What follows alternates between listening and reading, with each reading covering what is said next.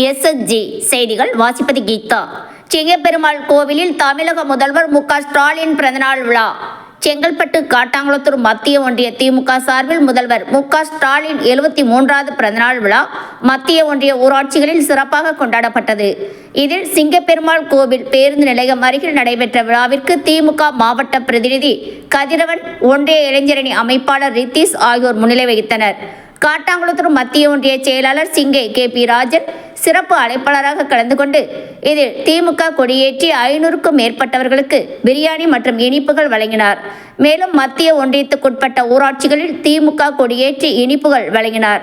இந்த நிகழ்ச்சியில் ஒன்றிய இளைஞரணி துணை அமைப்பாளர் K.P. பிரபு, வீரமணி, கலைவாணி, சிங்கப்பெருமாள் கோயில் ஊராட்சி மன்ற தலைவர் விஜயலட்சுமி, துரைபாபு உட்பட பலர் கலந்து கொண்டனர்.